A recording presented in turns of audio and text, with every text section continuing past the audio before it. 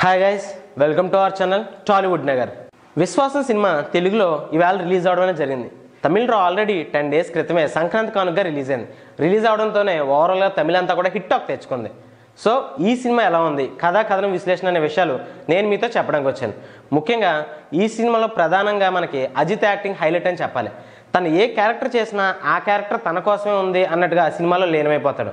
విలనిజంకి ఒక కొత్త ఎగ్జాంపుల్ చెప్పినట్టు జగపతి బాబు. తన విలనిజం అలాగే అజిత్ హీరోయిజం ఈ సినిమాలో చాలా హార్ట్ఫుల్గా అనిపిస్తుంది. చూసే ప్రతి ఒక్కరు కూడా ఎంత కాంపిటేటివ్గా అనిపిస్తుంది అంటే, ఒక ఇండియా పాకిస్తాన్ T20 చూస్తున్నామా, ఇండియా పాకిస్తాన్ ఫైనల్ మ్యాచ్ చూస్తున్నాం అన్న విధంగా వాళ్ళిద్దరి మధ్య సన్నివేశాలని కనిపించడం జరుగుతుంది. సో అజిత్ అండ్ నయనతార జంటగా నటించిన ఈ సినిమా విశ్వాసం అని ఎందుకు పేరు పెట్టారంటే, ఓల్డ్ మూవీస్ బ్యాక్డ్రాప్లో ఒక సిస్టర్ సెంటిమెంట్ మీద సినిమాని తీసుకుని ఆ బ్యాక్డ్రాప్తో సినిమాని నడిపించే తీరు చాలా అద్భుతంగా అనిపిస్తుంది.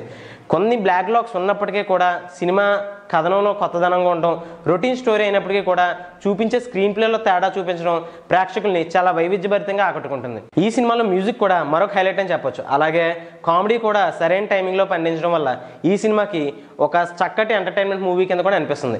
సో సంక్రాంతి కానుకగా తమిళ్లో రిలీజ్ అయ్యి హిట్ టాక్ తెచ్చుకుని విజయపదం దూసుకుపోతుంది. రీసెంట్గా తెలుగులో కూడా ఇదే టాక్ వినిపిస్తుంది అనడంలో ఏమాత్రం సందేహం లేదు. కాకపోతే సినిమాలో అక్కడ వచ్చే లేట్ 90s సీన్స్ అవ్వచ్చు, అలాగే బ్యాక్ డ్రాప్ సీన్స్ అవ్వచ్చు, అలాగే అజిత్ క్యారెక్టరైజేషన్లో చూపించే నెగిటివ్ షేడ్స్లో అవ్వచ్చు, అండ్ అజిత్కి సెకండ్ హాఫ్లో కనిపించే స్టోరీకి ఉన్న డిఫరెన్స్ వల్ల ప్రేక్షకుడు కొంత బోర్ ఫీల్ అయ్యే అవకాశం ఉంది. అయినప్పటికీ ఒక చక్కటి క్లైమాక్స్తో సినిమాని మౌల్డ్ చేసే విధానం చాలా గొప్పగా ఉందని చెప్పాలి.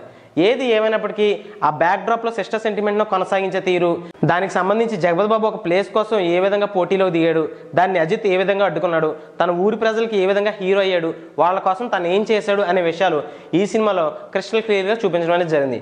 ఓవరాల్గా ఒక మంచి కమర్షియల్ ఫ్యామిలీ ఎంటర్టైన్మెంట్ మూవీ.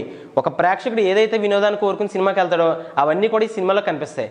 కాకపోతే అక్కడక్కడ తేలిపోయిన కొన్ని బ్యాక్ డ్రాప్ సీన్స్ వల్ల సినిమా కొంచెం బోర్ ఫీల్ అయినప్పటికీ ఓవరాల్గా కంప్లీట్ హ్యాపీనెస్తో, కంప్లీట్ ఎంటర్టైన్మెంట్తో సినిమా అందరినీ అలరిస్తుందనే చెప్పాలి. సో ఈ సినిమాలో నయనతార యాక్టింగ్ కూడా మరో ప్లస్ పాయింట్ అని చెప్పాలి.